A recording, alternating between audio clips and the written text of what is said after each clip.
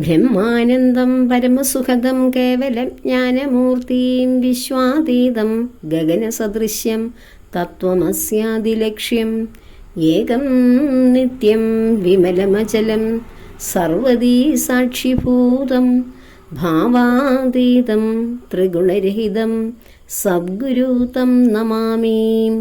ഭാവാതീതം ത്രിഗുണരഹിതം സദ്ഗുരുതം നമാമി. ഹരേ കൃഷ്ണ. സർവം ശ്രീ രാധാകൃഷ്ണാർപ്പണമസ്തു. നമുക്ക് ശ്രീ വിഷ്ണു സഹസ്രനാമ സ്തോത്രം 11ാം ഭാഗത്തിലേക്ക് കടക്കാം. കഴിഞ്ഞ ഭാഗത്തിൽ നമ്മൾ വിവരിച്ച ശ്ലോകം 4ാമത്തെ ശ്ലോകമായിരുന്നു. സർവശർവ ശിവസ്ഥാണുർ ഭൂതാനിധിരവ്യയ സംഭവോ ഭാവനോ ഭർത്ത പ്രഭവ പ്രഭുരീശ്വര. ഇന്ന് നമുക്ക് 5ാമത്തെ ശ്ലോകത്തിലേക്ക് കടക്കാം. സ്വയംഭൂ ശംഭുരാദിത്യ പുഷ്കരാക്ഷോ മഹാസന അനാധിനിധനോ ധാത വിധാത ധാതുരുത്തമ. ഇതിലെ ഓരോ നാമങ്ങളും എടുത്ത് വിശദമായി നോക്കാം. സ്വയംഭൂ, ആദ്യത്തെ നാമം സ്വയംഭൂ. സ്വയംഭൂ എന്ന് വെച്ചാൽ എന്താണ്? സ്വന്തം ഇച്ഛയനുസരിച്ച്, സ്വന്തം ഇഷ്ടമനുസരിച്ച്, സ്വയേച്ഛയാൽ എന്ന് വെച്ചാൽ സ്വന്തം ഇച്ഛയാൽ ഉണ്ടാകുന്നതിനെയാണ് സ്വയംഭൂ. അതായത് ഭഗവാൻ ആണ് ഏറ്റവും ആദ്യം ഉണ്ടായത്. ഭഗവാന്റെ ഇച്ഛ അനുസരിച്ചാണ് ബാക്കി ഇവിടെ പ്രപഞ്ച സൃഷ്ടിയും ജീവജാലങ്ങളുമെല്ലാം വിധാനം ചെയ്തിരിക്കുന്നത്. അപ്പോൾ ആരാണോ ആദ്യം, അവൻ സ്വന്തം ഇച്ഛയാൽ, സ്വഇച്ഛയാൽ ഇവിടെ ആരാണോ ആദ്യമുണ്ടായത് അതാണ് ആ വിശേഷണമാണ് ഭഗവാന്റെ സ്വയംഭൂ എന്ന് വിശേഷിപ്പിച്ചിരിക്കുന്നത്. അപ്പോൾ ഇവിടെ ആദ്യമായി സ്വന്തമായി ഉണ്ടായ ആൾ. അടുത്തത് ശംഭൂഹു. ശംഭൂഹു എന്ന് വെച്ചാൽ, ശം എന്ന് വെച്ചാൽ എന്താണ്? ശം, സുഖം തരുന്നതിനെയാണ് ശം എന്ന് പറയുന്നത്. ഭൂ എന്നാൽ അത് നമുക്ക് പ്രദാനം ചെയ്യുന്ന, ആ ഭാവനയാൽ പ്രദാനം ചെയ്യുന്നവൻ. അപ്പോൾ ശംഭൂ എന്ന് വെച്ചാൽ സുഖത്തെ പ്രദാനം ചെയ്യുന്ന എന്ന അർത്ഥം. അതായത് ഇവിടെ ഭഗവാന്റെ ഭക്തരായിട്ടുള്ള ഈ ഭൂമിയിലുള്ള ഏവർക്കും ഏത് സുഖവും, അതായത് ഭൗതിക സുഖവും ആത്മീയ സുഖവും നൽകുന്ന ഗുണമുള്ള ആൾ. ആ ഗുണമുള്ളവനാരോ അവനാണ് സാക്ഷാൽ ശ്രീ ബ്രഹ്മചൈതന്യമായ മഹാവിഷ്ണു. അപ്പോൾ ഭഗവാന്റെ മറ്റൊരു ഗുണമാണ് ശംഭൂഹു എന്ന് വെച്ചാൽ സുഖത്തെ പ്രദാനം ചെയ്യുന്ന, ഭക്തർക്ക് സുഖത്തെ പ്രദാനം ചെയ്യുന്ന, അത് ആത്മീയമായ സന്തോഷമാണ്. എല്ലാവർക്കും പരമമായ, അല്ലെങ്കിൽ ഏറ്റവും നമുക്ക് സുഖമായി തോന്നുന്നത് ആത്മീയമായ ആത്മാവിൻ്റെ സന്തോഷം, അല്ലെ മനസ്സിൻ്റെ സന്തോഷമാണ്. എന്നാൽ ഭൗതിക സുഖങ്ങളിൽ നാം സുഖം ഭഗവാന്റെ ഭഗവാനോട് ആഗ്രഹിച്ച് ആ സന്തോഷം നാം നേടുന്നു എങ്കിലും അതിനെല്ലാത്തിനും ഒരു പരിധിയുണ്ട്. ആ സന്തോഷത്തിനെല്ലാത്തിനും എവിടെ സന്തോഷിക്കുന്നോ അവിടെ ഒരു ദുഃഖവും അതിന് വിപരീതമായി വരാം. കാരണം ഈ പ്രകൃതിയിൽ ഇത് 2 അവസ്ഥകളും ഉണ്ട്. എന്നാൽ ആത്മീയമായ പാതയിലൂടെ നമ്മൾ സഞ്ചരിച്ച് ഒരു സ്ഥായിയായ അവസ്ഥയിലേക്ക് നാം എത്തിക്കഴിഞ്ഞാൽ പിന്നീട് നമുക്കവിടെ ആ ദുഃഖം എന്ന അവസ്ഥ പൂർണ്ണമായി മാറുന്നു. അങ്ങനെ സന്തോഷത്തെ പ്രദാനം ചെയ്യുന്ന ആ ഭഗവാന്റെ ആ ഗുണത്തെയാണ് ശംഭു എന്ന് പറഞ്ഞിരിക്കുന്നത്. അടുത്തത് ആദിത്യാഹ. ആദിത്യൻ എന്ന് വെച്ചാൽ ആരാണ്? ഭഗവാനാണ് അങ്ങനെ ആ സൂര്യനായിട്ട് ആദിത്യമണ്ഡലത്തിൽ വിരാജിക്കുന്നത്. അപ്പോൾ ആദിത്യന് പ്രകാശം കൊടുക്കുന്നവൻ, അല്ലെങ്കിൽ ആദിത്യനായി തന്നെ നിലകൊള്ളുന്നവൻ. നമുക്ക് അഗസ്ത്യ ഹൃദയം, അത് നമ്മൾ രാമായണത്തിൽ വായിക്കുമ്പോൾ ആ ആദിത്യ സ്തുതി വായിക്കുമ്പോൾ നമുക്ക് മനസ്സിലാവും അഗസ്ത്യ മഹർഷി ശ്രീരാമചന്ദ്രന് പറഞ്ഞു കൊടുത്ത ആദിത്യ മന്ത്രത്തിൻ്റെ മുന്നോടിയായി പറയുന്നുണ്ട് 12 സൂര്യന്മാരുടെ പേരുകൾ, നാമങ്ങൾ. അതിൽ ഒരു സൂര്യൻ്റെ പേര് വിഷ്ണു എന്ന് തന്നെയാണ്. അപ്പോൾ ഭാസ്വാൻ, വിവസ്വാൻ എന്ന് പറഞ്ഞു തുടങ്ങുന്നത്. അപ്പോൾ 12 സൂര്യന്മാരാണ്. അപ്പോൾ ഈ സൂര്യൻ എന്ന് പറയുന്നത് ഒരു സ്ഥാനമാണ്, ഇന്ദ്രൻ എന്ന് പറയുന്നതും ഒരു സ്ഥാനം എന്ന് പറഞ്ഞത് പോലെ ഈ സ്ഥാനങ്ങളെല്ലാം നൽകി അതാത് മണ്ഡലങ്ങളിൽ ഓരോരുത്തരെയും സൃഷ്ടിച്ചു വെച്ചിരിക്കുന്നത് ആരാണ്? കടമയെ ഏൽപ്പിച്ചു വെച്ചിരിക്കുന്നത് ഭഗവാനാണ്.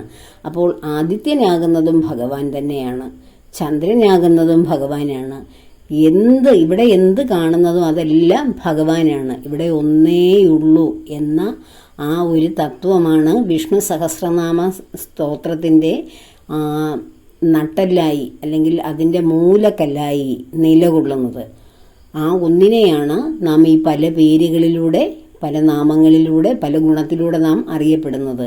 അപ്പോൾ ഒരാളുടെ ആയിരക്കണക്കിനുള്ള ഗുണങ്ങളാണ് നാം ഈ പ്രപഞ്ചത്തിൽ കാണുന്ന മറ്റ് ദേവീ ദേവതകളും മറ്റു പ്രപഞ്ച സൃഷ്ടികളും ജീവജാലങ്ങളും എല്ലാം. അപ്പോൾ ആ ഒരേ ഒരു ഗുണം വ്യത്യസ്തമായ രൂപങ്ങളിൽ, ഭാവങ്ങളിൽ നാം കാണുന്നു, അറിയുന്നു, അനുഭവിക്കുന്നു. അപ്പോൾ ആദിത്യനായിട്ട് അവതരിക്കുന്നതും ഭഗവാൻ തന്നെ. അല്ല, ആദിത്യന് ആ ആദിത്യ മണ്ഡലത്തിൽ തിളങ്ങുവാനുള്ള ശോഭ കൊടുക്കുന്നതും ഭഗവാൻ. ആ കൊടുക്കാൻ കഴിവുള്ള ആ ഗുണത്തോടു കൂടിയ ഭഗവാൻ. അടുത്തത് പുഷ്കരാക്ഷ, പുഷ്കരാക്ഷം. പുഷ്കരം എന്ന് വെച്ചാൽ എന്താണ്? താമര. അപ്പോൾ താമരയ്ക്ക് തുല്യമായ അക്ഷി നയനം അല്ലെ മിഴികൾ. ആ മിഴികളോട്, താമരയുടെ ഇതൾ പോലെ മനോഹരമായ ആ കണ്ണുകളോട്, നേത്രങ്ങളോട് കൂടിയവൻ, അതാണ് പുഷ്കരാക്ഷ എന്ന് പറഞ്ഞിരിക്കുന്നത്. അടുത്ത നാമമാണ് മഹാസ്വനഃ. മഹാസ്വനം. സ്വനം എന്താണ്? ശബ്ദം. മഹാസ്വനം എന്ന് വെച്ചാൽ ആ ആദിയിലുണ്ടായ മഹത്തായിട്ടുള്ള ആ ഓംകാര മന്ത്രം, ആ പ്രണവ മന്ത്രം, ആ ബീജാക്ഷരം, പ്രപഞ്ചത്തിൻ്റെ ആദിയിലുണ്ടായ, അതായത് ആ ആദിമ ശബ്ദത്തിൽ നിന്നാണ്, ആ ഓംകാര ശബ്ദത്തിൽ നിന്നാണ്, ആ പ്രണവാക്ഷരത്തിൽ നിന്നാണ് ഈ പ്രപഞ്ചം സൃഷ്ടിക്കപ്പെട്ടിരിക്കുന്നത്. അപ്പോൾ ആ മഹത്തായ സ്വനം, ശബ്ദം, ആ ശബ്ദത്തെ, ആ മഹാപൂജനീയമായ ശബ്ദത്തെയാണ് ഇവിടെ. ആ ശബ്ദം ആരുടെ ഗുണമാണ്? ഭഗവാന്റെ ഗുണം. അപ്പോൾ ഇവിടെ ആദിയിലുണ്ടായ ആ മഹാപ്രണവ മന്ത്രം ആണ് ഭഗവാൻ. അടുത്തത് അനാദി നിധനഃ. അനാദി നിധനഃ. അനാദി. അനാദി എന്ന് വെച്ചാൽ എന്താണ്? അനാദി എന്ന് വെച്ചാൽ ഏറ്റവും ആദ്യം, അതായത് ഒരു അന്തമില്ലാത്ത ഒരു തുടക്കം. എന്നാണിത് തുടങ്ങിയത് എന്നറിയാത്ത ആ ഒരു തുടക്കം. നിധനം എന്ന് വെച്ചാൽ അവസാനം. ആ ഒടുക്കത്തിൻ്റെ വിപരീതമാണ് അവസാനം. അതായത് ഓരോന്നിൻ്റെയും അന്ത്യം, മരണം എന്നൊക്കെ നമുക്ക് പറയാം. അപ്പോൾ അനാദി നിധനഃ, എവിടെയും തുടക്കവും ഒടുക്കവും ഇല്ലാത്തവൻ, ആദ്യന്തരഹിതനായ ഭഗവാൻ. അപ്പോൾ അനാദിയിൽ എന്നാണോ ഭഗവാൻ ഉണ്ടായതെന്നോ, അല്ലെങ്കിൽ ആ ഭഗവാന് ശേഷമാണല്ലോ പ്രപഞ്ചം ഉണ്ടായിരിക്കുന്നത്, ആ പ്രപഞ്ചത്തിൽ നിന്നാണല്ലോ നാം ഉണ്ടായിരിക്കുന്നത്. അപ്പോൾ എന്നാണ് ഭഗവാൻ ഉണ്ടായത് എന്നൊന്നും നമുക്കറിഞ്ഞുകൂടാ. എത്രയോ മനുഷ്യരാശിയെ ഭഗവാൻ തൻ്റെ ഇച്ഛയനുസരിച്ച് പ്രപഞ്ചത്തെ സൃഷ്ടിച്ചു, പല പല ജീവജാലങ്ങളെ സൃഷ്ടിച്ചു. പിന്നെ തന്നെ തന്നെ തിരിച്ചറിയുവാനുള്ള ഒരു ജീവിവർഗമായ മനുഷ്യനെയും സൃഷ്ടിച്ചു. എത്രയോ നൂറ്റാണ്ടുകളെന്നോ ആയിരത്താണ്ടുകളെന്നോ അങ്ങനെ പറഞ്ഞാൽ വല്ലതും അവിടെ വില പോകുമോ? അപ്പോൾ എത്രയോ കാലഘട്ടങ്ങൾ പ്രപഞ്ചത്തിന് പരിണാമത്തിൻ്റെ ഭാഗമായതിന് ശേഷമാകാം ഒരു മനുഷ്യജന്മമൊക്കെ ഭഗവാൻ സൃഷ്ടിച്ചെടുത്തത് അല്ലേ? അപ്പോൾ ആ സൃഷ്ടിച്ച മനുഷ്യനാണ് പ്രപഞ്ചത്തിൻ്റെ കാലഘട്ടത്തെക്കുറിച്ചൊക്കെ കണക്കാക്കുന്നതും ഇത്ര നൂറ്റാണ്ടുകൾക്ക് മുമ്പാണ് മഹാഭാരതം എഴുതിയതെന്നും വേദവ്യാസ മഹർഷി ഉണ്ടായിരുന്നതെന്നും ശ്രീകൃഷ്ണ പരമാത്മാവ് ഉണ്ടായതെന്നും. അപ്പോൾ അതിന് മുമ്പുള്ള ആ പ്രപഞ്ചവും അന്നുള്ള ജീവജാലങ്ങളും അതിനു മുമ്പുണ്ടായ ആ ഭൂമിയുടെ അല്ലെങ്കിൽ പ്രപഞ്ചത്തിൻ്റെ നിശ്ചലാവസ്ഥയും കൽപ്പാന്തത്തെക്കുറിച്ചും ആ കൽപ്പത്തിൻ്റെ തുടക്കത്തെക്കുറിച്ചുമൊക്കെ ആർക്കാണ് അറിയാവുന്നത്? ആരാണ് കണക്ക് കൂട്ടുന്നത്? ആർക്കും കണക്ക് കൂട്ടാൻ കഴിയില്ല. കണക്കൊക്കെ അറിയാവുന്നത് ഇതെല്ലാം തുടങ്ങി വെച്ച ഒരാൾക്ക് മാത്രമേ ഉള്ളൂ. ആ ആളാണ് ഭഗവാൻ. അതാണ് ആദ്യന്തരഹിതനായ ഭഗവാൻ. ആദിയില്ല, അന്തവും ഇല്ല. എന്നാണ് ഉണ്ടായത്, എന്നാണ് അവസാനിക്കുന്നത്, ആർക്കറിയാം? ആർക്കാണ് ഇതൊക്കെ അറിയാവുന്നത്? നമ്മൾ അതിനിടയ്ക്കൊക്കെ മിന്നൽ പോലെ വന്ന് തെളിഞ്ഞിട്ട് പോകുന്ന വെറും മിന്നൽ പിണരുകൾ. അത്രയേ ഉള്ളൂ മനുഷ്യജന്മം. അപ്പോൾ അനാദി നിധനഃ, ആദ്യന്തം ഒന്നുമില്ലാത്തവൻ, അനാദി നിധനഃ. അത് കഴിഞ്ഞ് ധാത. ധാത എന്ന് വെച്ചാൽ എന്ത് വരുന്നു?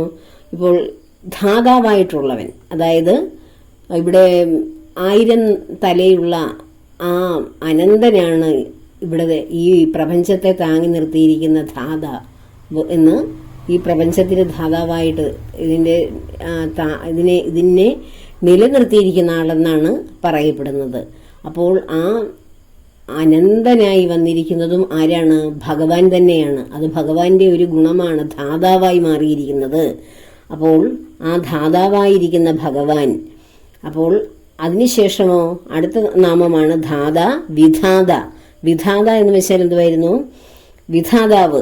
നമ്മൾ കേട്ടിട്ടില്ലേ, എല്ലാറ്റിൻ്റെയും വിധാതാവ് ഭഗവാനാണെന്ന്. എന്നുവെച്ചാൽ എല്ലാ കർമ്മങ്ങൾ കൊടുത്ത് ഭൂമിയിലേക്ക് മനുഷ്യരെ വിടുന്നതും ജീവജാലങ്ങളെ വിടുന്നതും ആ കർമ്മഫലങ്ങളെക്കുറിച്ച് ശ്രദ്ധിക്കുകയും അത് നോട്ട് ചെയ്ത് വെക്കുകയും ആ കർമ്മഫലങ്ങളൊന്നും, നന്മയുടെയും തിന്മയുടെയും ഫലങ്ങളൊന്നും നഷ്ടപ്പെടാതെ വീണ്ടും ആ ഓരോ ജീവിയുടെയും സഞ്ചിത കർമ്മമായി അടുത്ത ജന്മാന്തരങ്ങളിലേക്ക് കൈമാറുകയൊക്കെ ചെയ്യുന്ന ആ മഹത്തായിട്ടുള്ള ആ ഒരു മഹാപുസ്തകം തന്നെ. ഏത് കമ്പ്യൂട്ടറിനുണ്ട് ഇത്രയും ഓർമ്മശക്തിയും ഇത്രയും ഈ ജീവജാലങ്ങളെ മുഴുവൻ, അവരുടെ ഡേറ്റാസ് മുഴുവൻ കളക്ട് ചെയ്ത് വെക്കാനുള്ള ആ ഒരു കപ്പാസിറ്റി ഏത് യന്ത്രങ്ങൾക്കുണ്ട്? അപ്പോൾ ഭഗവാനാകുന്ന ആ മഹത്തായിട്ടുള്ള ആ എല്ലാറ്റിൻ്റെയും ഉറവിടമായിട്ടുള്ള സർവ്വ ജീവജാലങ്ങളുടെയും ഡേറ്റകൾ കളക്ട് ചെയ്ത് വെച്ചിരിക്കുന്ന ആള്, ആ ഭഗവാനെ കണ്ടിട്ടാണ് ഭൂമിയിലെ ചെറിയ ചെറിയ കാര്യങ്ങൾ മനുഷ്യൻ ചെയ്തു വെച്ചിരിക്കുന്നത്. ഭഗവാന്റെ ആ തലച്ചോറിലൂടെ പോയിരിക്കുന്ന കാര്യങ്ങൾ, ഭഗവാന്റെ ഭാവനയിലൂടെ, തലച്ചോറെന്നൊന്നും പറയാൻ പാടില്ല, ഭഗവാന്റെ ഭാവനയിലൂടെയാണ് ഇവിടെ എല്ലാം സൃഷ്ടിച്ചിരിക്കുന്നത്. അതാണ് ഭാവ എന്നുള്ള നാമങ്ങൾ പല ആവർത്തി വന്നിട്ടുണ്ട്. അപ്പോൾ ധാതാവായിരിക്കുന്നത് ഭഗവാൻ, വിധാതാവായിട്ട്, അതായത് എല്ലാ കർമ്മങ്ങളുടെയും കർമ്മഫലങ്ങളുടെയും ഫലങ്ങളും നിശ്ചയിക്കുന്ന എല്ലാറ്റിൻ്റെയും വിധാതാവായിട്ടുള്ള ആ ഒരു ഭഗവാൻ. അടുത്ത നാമമാണ് ധാതുരുത്തമഃ. ധാതുരുത്തമഃ എന്ന് വെച്ചാൽ ഈ പ്രപഞ്ചം സൃഷ്ടിച്ചിരിക്കുന്നത് 24 ഘടകങ്ങൾ, ധാതുക്കളെ കൊണ്ടൊക്കെയാണെന്ന് ഞാൻ ഭാഗവതത്തിൻ്റെ തൃതീയ സ്കന്ധത്തിലൊക്കെ വിശദീകരിച്ചിട്ടുണ്ടായിരുന്നു. അത് കേട്ടവർക്ക്, മനസ്സിലാക്കിയവർക്ക് അതിനെക്കുറിച്ച് അറിയാം, കേൾക്കുമ്പോൾ. ഇത് ഭൂമി, ജലം, അഗ്നി, ആകാശം, പിന്നെ അതിന് പിന്നത്തെ 5 ഘടകങ്ങൾ, അതിനുശേഷമുള്ള 5 അങ്ങനെ പിന്നെ മനസ്സ്, ബുദ്ധി, അഹങ്കാരം, മഹത്തത്വമാണ് അവസാനം ഈ പ്രപഞ്ച സൃഷ്ടിയിലേക്ക് ഭഗവാൻ സന്നിവേശിപ്പിച്ചത്. അപ്പോൾ ആ ധാതുക്കളുടെ എല്ലാം, അതായത് ഈ പ്രപഞ്ചം സൃഷ്ടിച്ചിരിക്കുന്ന എല്ലാ ഘടകങ്ങളുടെയും ഉത്തമമായ ഘടകം, ആ ഘടകങ്ങളെ എല്ലാം ആ 24 ഘടകങ്ങൾ കൂടി ചേർന്നാൽ പ്രപഞ്ചത്തിന്റെ ജീവാത്മകമായിട്ടുള്ള ചലനം സാധിക്കാതെ വന്നപ്പോൾ വിരാട് സ്വരൂപനായ ആ ഭഗവാൻ, മഹത്തത്വമാകുന്ന ഭഗവാൻ അതിലേക്ക് പ്രവേശിക്കുകയും അതൊരു സചേതനമായ പ്രപഞ്ചമായി മാറുകയും ചെയ്തു. അപ്പോൾ ആ മഹത്തായിട്ടുള്ള ആ ധാതുവാണ് ഭഗവാൻ.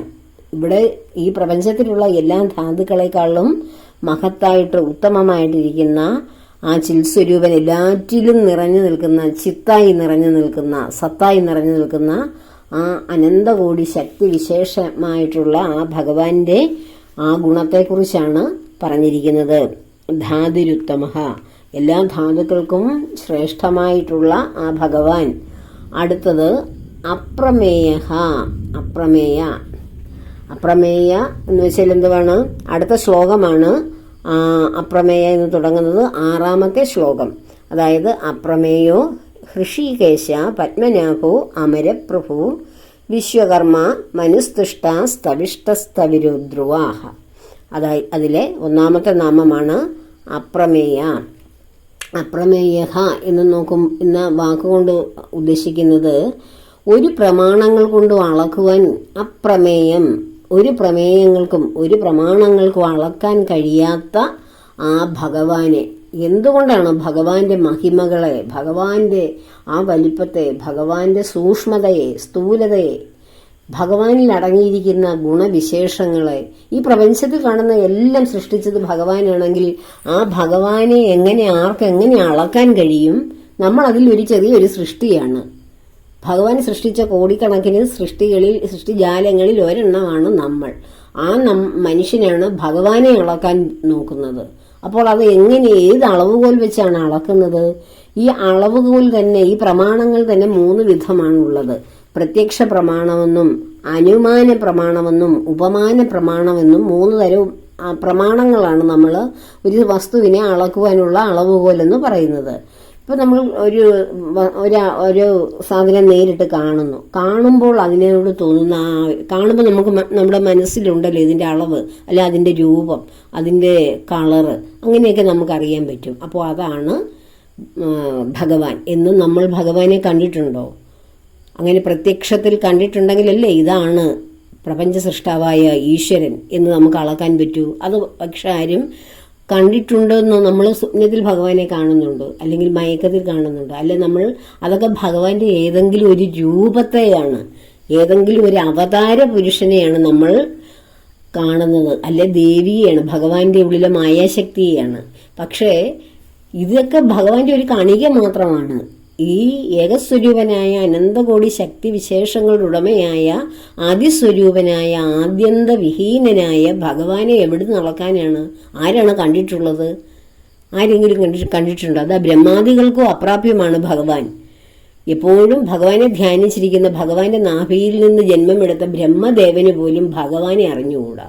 അപ്പോഴാണ് കേവലം ബ്രഹ്മദേവൻ സൃഷ്ടിച്ച വെറും കേവലം നിമിഷമാർത്ഥം മാത്രം ഭൂമിയിൽ ജീവിക്കുന്ന അല്പായുസുകളായ മനുഷ്യർക്ക് ദൈവത്തെ, ഭഗവാനെ അളക്കുവാൻ കഴിയുമോ? ഇല്ല. അപ്പോൾ പ്രത്യക്ഷ പ്രമാണം വെച്ച് ഭഗവാനെ അളക്കുവാൻ നമുക്ക് ആർക്കും കഴിയില്ല. പിന്നെയോ അടുത്തത് അനുമാനമാണ്. അനുമാനം എന്ന് വെച്ചാൽ മുൻപ് കണ്ടിട്ടുള്ള ഏതെങ്കിലും ഒരു കാര്യവുമായിട്ട് താരതമ്യം ചെയ്യുന്നതിനെയാണ് അനുമാനം എന്ന് പറയുന്നത്. അനുമാന പ്രമാണം, അതായത് മുൻപ് കണ്ടിട്ടുണ്ടോ ഭഗവാനെ ആരെങ്കിലും? ഉണ്ടെങ്കിൽ അതുമായിട്ട് താരതമ്യം ചെയ്തിട്ട് ഇതാണ്, അല്ലെങ്കിൽ ഇത്രയും വലിപ്പമുള്ളതാണ്, അല്ലെങ്കിൽ ഇത്രയും ശക്തിയുള്ളതാണ് എന്നൊക്കെ നമുക്ക്, അല്ലെങ്കിൽ ഇത്രയും ചെറുതാണ്, അല്ലെങ്കിൽ ഇതാണ് എന്നൊക്കെ നമുക്ക് അളക്കാൻ പറ്റും. അതാണ് അനുമാനം. അനുമാനിച്ച് അളക്കുക, മുൻപ് കണ്ടിട്ടുള്ളതുമായിട്ട് താരതമ്യപ്പെടുത്തുന്നത്. മറ്റൊരു പ്രമാണമാണ് ഉപമാനം. നമ്മൾ പറയത്തില്ലേ ഉപമയും ഉപമാനവും എന്നും, അതുപോലെ. അപ്പോൾ ഉപമയും ഉപമാനവും ഒക്കെ വരുന്നത് എപ്പോഴാണ്? ഒരു സദൃശ്യ വസ്തു നമ്മൾ ഒന്നിനൊന്നോട് സാദൃശ്യമുള്ളതിനെയാണോ നമ്മൾ ആ ഉപമേയമെന്നും ഉപമാനവും എന്നൊക്കെ പറയുന്നത്? ഒന്നിനോട് നമ്മൾ മറ്റൊന്നിനെ സാദൃശ്യപ്പെടുത്തുക. അങ്ങനെ സാദൃശ്യപ്പെടുത്തുവാൻ ഭഗവാനോട് സാദൃശ്യമുള്ളത് എന്താണ് ഈ പ്രപഞ്ചത്തിലുള്ളത്? നമുക്കിപ്പോൾ ഒരാളുടെ മനോഹരമായ മിഴികളെ താമരപ്പൂവിനോട് ഉപമിക്കാം. ഇപ്പൊ ഭഗവാന്റെ പുണ്ടരീകാക്ഷൻ എന്നൊക്കെ ഭഗവാനെ വിളിക്കുന്നത് എന്താണ്? താമര പോലെയുള്ള മനോഹരമായ അക്ഷികൾ ഉള്ളത് കൊണ്ടാണ്. അപ്പോൾ അത് ഭഗവാന്റെ കണ്ണിനോടുള്ള സാദൃശ്യമാണ്. പക്ഷെ ഭഗവാനോടുള്ള സാദൃശ്യപ്പെടുത്തുവാൻ നമ്മൾ ഭഗവാനെ മുൻപ് കണ്ടിട്ടുണ്ടോ, അനുഭവിച്ചിട്ടുണ്ടോ, അല്ലെ ഭഗവാനോട് സമമായ മറ്റെന്തെങ്കിലും ഇവിടെ ഉണ്ടോ? അപ്പോൾ ഇങ്ങനെയുള്ള ഈ പ്രമാണങ്ങളൊന്നും വെച്ച് ഭഗവാനെ അളക്കാൻ കഴിയില്ല. അതാണ് അപ്രമേയ എന്ന് വെച്ചാൽ ഒരു പ്രമേയങ്ങൾക്കും അളക്കാൻ കഴിയാത്ത, പ്രമാണങ്ങൾക്ക് അളക്കാൻ കഴിയാത്ത ആ ഒരു ദിവ്യശക്തി. അടുത്തത് ഹൃഷികേശം എന്ന് വെച്ചാൽ എന്താണ്? ഹൃഷി എന്ന് വെച്ചാൽ ഇന്ദ്രിയങ്ങളെയാണ്. നമ്മുടെ 5 ഇന്ദ്രിയങ്ങളുണ്ടല്ലോ, കർമ്മേന്ദ്രിയങ്ങൾ, ജ്ഞാനേന്ദ്രിയങ്ങളൊക്കെയും ആ ഹൃഷിയുടെ, ആ ഇന്ദ്രിയങ്ങളുടെ ഈശ്വരനായിട്ടുള്ളവൻ, ആ ഇന്ദ്രിയങ്ങളെയെല്ലാം നിയന്ത്രിക്കാൻ പ്രാപ്തനായിട്ടുള്ളവൻ. അതാണ് 5 ഇന്ദ്രിയങ്ങളാകുന്ന 5 കുതിരകളുടെ ഞാണ് ഭഗവാന്റെ കൈകളിൽ കൊടുത്തിട്ടിരിക്കുന്ന അർജുനന്റെ തേര് ആര് തെളിക്കുന്നു? ഭഗവാൻ തെളിക്കുന്നു. നമ്മുടെ ശരീരമാകുന്ന തേരിലെ ഇന്ദ്രിയങ്ങളാകുന്ന 5 കുതിരകളുടെ ഞാണ് ആരാണോ ഭഗവാനെ ഏൽപ്പിക്കുന്നത്, അങ്ങനെ ഏൽപ്പിക്കുന്നവനെയാണ് ഭഗവാൻ നയിക്കുന്നത് പാർത്ഥസാരഥിയായി. അപ്പോൾ അങ്ങനെ ഇന്ദ്രിയങ്ങളെ നിയന്ത്രിക്കുന്ന ആ ഭഗവാന്റെ ഗുണം നമ്മളാണെങ്കിലോ ഇന്ദ്രിയങ്ങളെ നിയന്ത്രിക്കാൻ മനുഷ്യർക്ക് കഴിയുന്നുണ്ടോ? അങ്ങനെ ഉണ്ടായിരുന്നെങ്കിൽ നമ്മളൊക്കെ ദേവന്മാരായി മാറിയേനെ. ദേവനല്ല, ഭഗവാനായി മാറിയേനെ. നമ്മൾക്ക് നമ്മുടെ ഇന്ദ്രിയങ്ങളുടെ ഇഷ്ടമനുസരിച്ചാണ് ജീവിക്കുന്നത്. നമ്മൾ എത്രയും ഭക്തിയുണ്ട് എന്ന് പറഞ്ഞാലും പലപ്പോഴും നാം ഭൗതിക ജീവിതത്തിൽ ജീവിക്കുന്ന നമ്മൾ ഇന്ദ്രിയങ്ങളുടെ താളത്തിനൊത്ത് തുള്ളാറുണ്ട്. അപ്പോൾ ഇന്ദ്രിയങ്ങളെ തൻ്റെ വഴിക്ക് നിർത്തി ഇന്ദ്രിയങ്ങളെ വശംവദമാക്കിക്കൊണ്ട് അതിനെ തൻ്റെ ഇഷ്ടത്തിന് പ്രവർത്തിപ്പിക്കുന്നവൻ ആരാണോ അവനാണ് ഹൃഷികേശൻ, ഇന്ദ്രിയങ്ങളുടെ എല്ലാം ഈശ്വരനായിട്ടുള്ളവൻ. അങ്ങനെയും അർത്ഥം പറയാം. നമുക്ക് തന്നിരിക്കുന്ന ഇന്ദ്രിയങ്ങൾ, പഞ്ചേന്ദ്രിയങ്ങളും ജ്ഞാനേന്ദ്രിയങ്ങൾ, കർമ്മേന്ദ്രിയങ്ങളെല്ലാം അതിൻ്റെ എല്ലാം അധിപനായിട്ടുള്ള ആ ഈശ്വരൻ എന്നും അർത്ഥം പറയാം. അപ്പോൾ ഹൃഷികേശ. അടുത്ത നാമമാണ് പത്മനാഭ. പത്മനാഭൻ എന്ന് വെച്ചാൽ പത്മം നാഭിയിലുള്ളവൻ.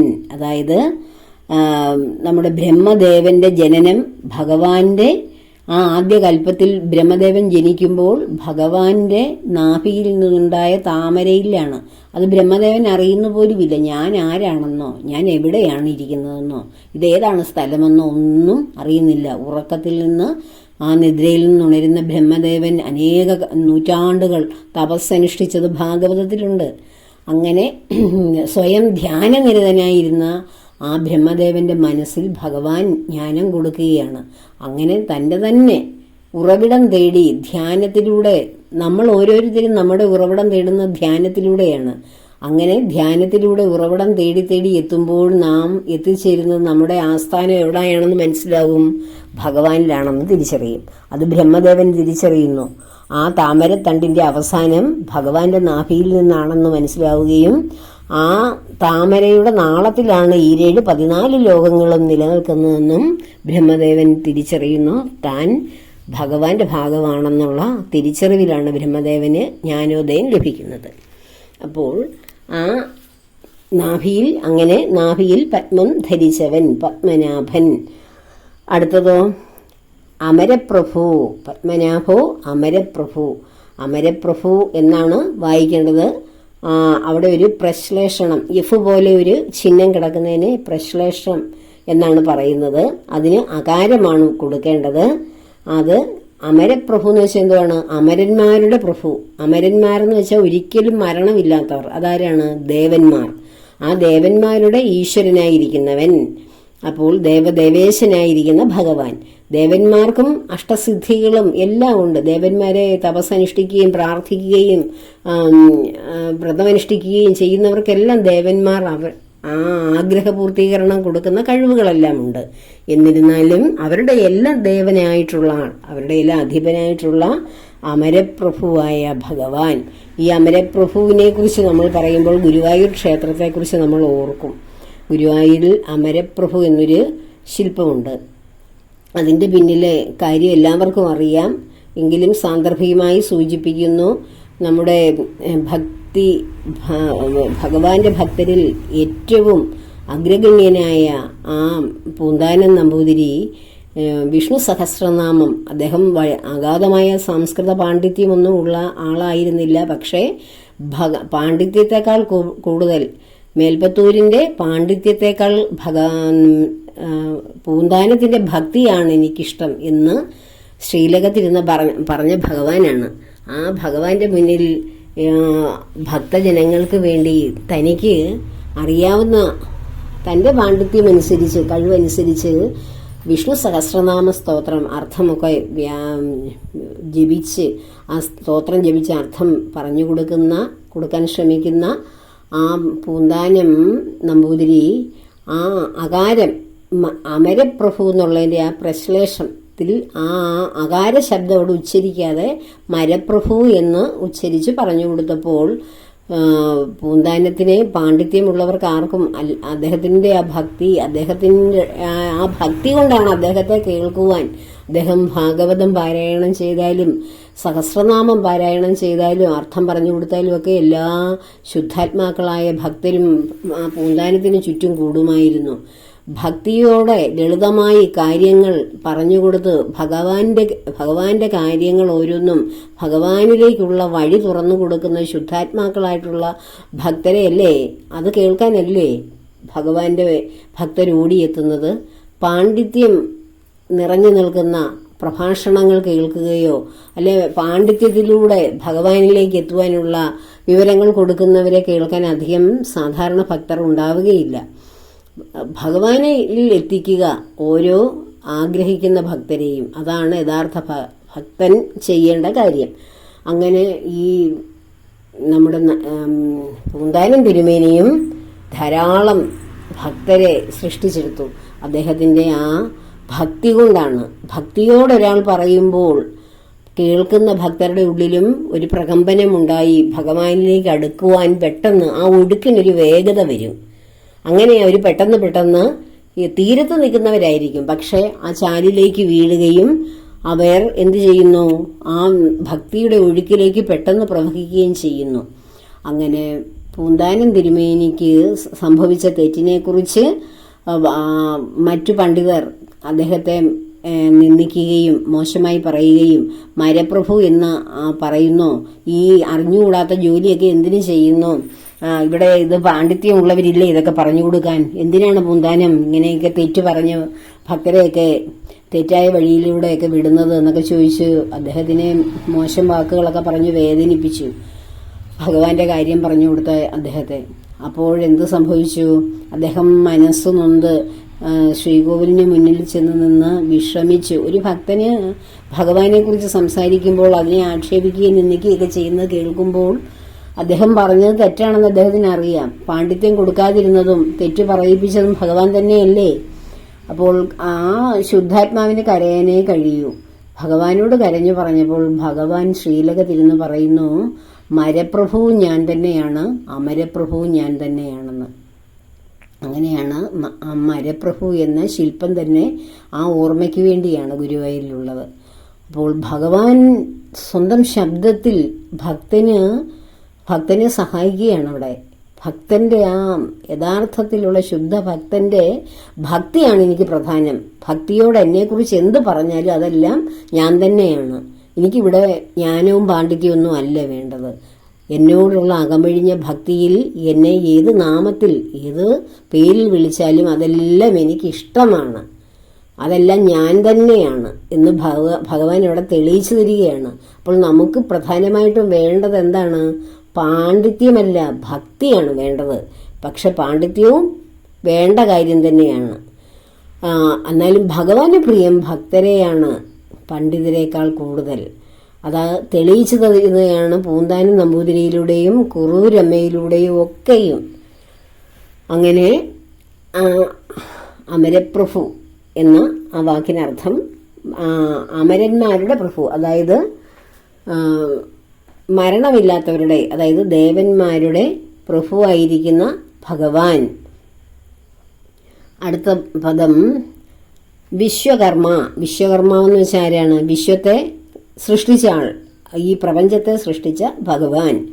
അടുത്തത് മനുഹു. മനുഹു എന്ന് വെച്ചാൽ മനനശീലമുള്ളവൻ, അതാണ് മനുഷ്യൻ എന്നൊക്കെ പറയുന്നവൻ മനനശീലമുള്ളവനാണ്.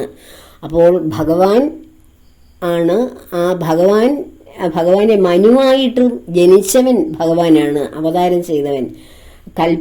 ആദ്യ കൽപ്പത്തിൽ സ്വയംഭുവ മനുവിനെയും ശതരൂപയെയും കുറിച്ചൊക്കെ ഞാൻ വളരെ വിശദമായിട്ട് ഭാഗവതത്തിൽ പറഞ്ഞു തന്നിട്ടുണ്ട്. അങ്ങനെ സ്വയംഭുവ മനുവായിട്ട് അവതരിച്ചത് ഭഗവാനാണ്. അങ്ങനെയും മനുഹു എന്ന ആ വിശേഷണം ഭഗവാന് അനുയോജ്യമാണ്. അത് കഴിഞ്ഞ് സ്ത്വഷ്ട എന്ന് വെച്ചാൽ സർവ ജീവജാലങ്ങളിലും ഭൂതങ്ങളെയും നശിപ്പിക്കുന്നവനാണ്. എല്ലാറ്റിനെയും ജനിപ്പിക്കുന്നു. അതായത് കാലഗതി അനുസരിച്ച് കാലമാകുന്ന ആ മഹാപ്രളയത്തിലേക്ക് ഭഗവാനിലേക്ക് തന്നെ നശിപ്പിച്ച് അതിലേക്ക് അവസാനിപ്പിക്കുന്നവനും ഭഗവാൻ തന്നെയാണ്. ആ അർത്ഥത്തിലാണ് സ്ത്വഷ്ട എന്ന നാമം ഭഗവാന് അനുയോജ്യം. അത് കഴിഞ്ഞോ സ്ഥവിഷ്ഠാഹ. സ്ത്വഷ്ട കഴിഞ്ഞ സ്ഥവിഷ്ഠാഹ. സ്ഥവിഷ്ഠം എന്ന് വെച്ചാൽ എന്തുവാണ്? അതിസ്ഥൂലമായിട്ടുള്ളത്, വിരാട് സ്വരൂപൻ എന്ന് വെച്ചാൽ ഈ 14 ലോകത്തിലും എന്തെല്ലാം ഉണ്ടോ അതെല്ലാം വിരാട് സ്വരൂപനായ ആ വിശാലമായിട്ടുള്ള ഭഗവാന്റെ ആ വലിയ രൂപത്തിലെ ഓരോ അവയവങ്ങളാണ്, ശരീരഭാഗങ്ങളാണ് ഈ 14 ലോകങ്ങളും. അതാണ് സ്ഥവിഷ്ഠ എന്ന വാക്കുകൊണ്ട് അർത്ഥമെടുക്കുന്നത്. വലിയ ശരീരത്തോടു കൂടിയവൻ, വിരാട് സ്വരൂപനായി വലുതാകാൻ കഴിയുന്നവനും സൂക്ഷ്മമായി ഓരോ ജീവിയുടെയും അന്തരംഗത്തിൽ ബോധമായി കാണാൻ കഴിയാതെ ഇരിക്കുന്നതും ഭഗവാൻ തന്നെയാണ്. അടുത്ത പദം സ്ഥവിരഹ, സ്ഥവിര ധ്രുവഹ. ആ രണ്ട് പദങ്ങളുടെ ഒരേ അർത്ഥം തന്നെയാണ്. നമുക്ക് അതൊന്നിച്ച് നോക്കാം. സ്ഥവിരോ ധ്രുവഹ, സ്ഥവിരഹ ധ്രുവഹ.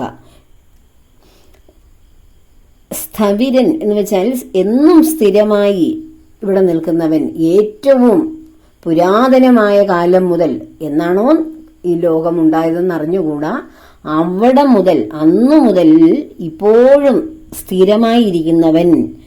സ്ഥവിരഹ, ഇപ്പോഴും സ്ഥിരമായിരിക്കുന്നവൻ. അതുപോലെ ധ്രുവഹ, ധ്രുവ എന്ന് വെച്ചാൽ യാതൊരു ഇളക്കവും തട്ടാതെ, എന്നാണോ അനാദിയിൽ ഇവിടെ പ്രപഞ്ചമുണ്ടായവിടെ മുതൽ ഇന്നോളം യാതൊരു ഇളക്കവും തട്ടാതെ അതേപോലെ നിലകൊള്ളുന്നവൻ എന്നാണ്. അതായത് പുരാതനമായ കാലങ്ങൾ മുതൽ ഇപ്പോഴും ഇനി അങ്ങോട്ടും ചലനമില്ലാതെ, യാതൊരു ഇളക്കവുമില്ലാതെ നിലനിൽക്കുന്നത് എന്താണോ ആ ഗുണം ഉള്ളത് ഒരേ ഒരാൾക്കാണ്. ആർക്കാണ്? ശ്രീ ഭഗവാന്. അപ്പോൾ ഭഗവാന്റെ ഓരോരോ ഗുണങ്ങളാണ് നമ്മൾ ഈ ശ്ലോകങ്ങളിലെ ഓരോ നാമങ്ങളിലൂടെയും മനസ്സിലാക്കുന്നത്. ഇന്ന് നമ്മൾ 2 ശ്ലോകങ്ങളാണ് നോക്കിയത്. 2 ശ്ലോകങ്ങൾ ഏതൊക്കെയായിരുന്നു? സ്വയംഭൂ ശംഭുരാദിത്യ പുഷ്കരാക്ഷോ മഹാസനഃ അനാദിനിധനോ ധാതാ വിധാതാ ധാതുരുത്തമഃ അപ്രമേയോ ഹൃഷീകേശഃ പത്മനാഭോ അമരപ്രഭുഃ വിശ്വകർമ്മ മനുസ്തിഷ്ഠ സ്ഥവിഷ്ഠ സ്ഥവിരോ ധ്രുവഃ. ഈ 2 ശ്ലോകങ്ങളിലെ മൊത്തം നാമങ്ങളുമാണ് വിശകലനം ചെയ്തത്. എല്ലാവർക്കും ഇത് നന്നായി മനസ്സിലായി കാണും എന്നതിലുപരി എല്ലാവരും ഇതിന്റെ അർത്ഥം മനസ്സിലാക്കി ഭക്തിയോടെ ഭഗവാന്റെ ഗുണങ്ങളെ വാഴ്ത്തി ഓരോ നാമവും ഓരോ വാക്കുകളും ജപിക്കുമ്പോൾ ഇത് ഭഗവാന്റെ ഇന്ന ഗുണത്തെ പ്രദാനം ചെയ്യുന്നു. ഈ ഗുണങ്ങൾ ഉള്ളവനായ ഭഗവാനെയാണ് ഞാനിവിടെ 1000 നാമങ്ങൾ കൊണ്ട്, സ്തോത്രങ്ങൾ കൊണ്ട് പൂജിക്കുന്നത്. ഓരോ ഗുണവും ഭഗവാനെ വാഴ്ത്തി വാഴ്ത്തി സ്തുതിക്കുക. അതിനായി നമ്മുടെ മനസ്സ് ഭഗവാനെങ്കിൽ സമർപ്പിക്കുക. ഭഗവാൻ ഭക്തി കൊണ്ട് ഓരോ ഹൃദയത്തെയും പുഷ്കലമാക്കി തീർക്കട്ടെ എന്ന പ്രാർത്ഥനയോടുകൂടി എല്ലാ കർമ്മങ്ങളും ഭഗവാന്റെയും ദേവിയുടെയും പത്മപാദങ്ങളിൽ ചേർക്കുന്നു. ലോകാ സമസ്ത സുഖിനോ ഭവന്തു.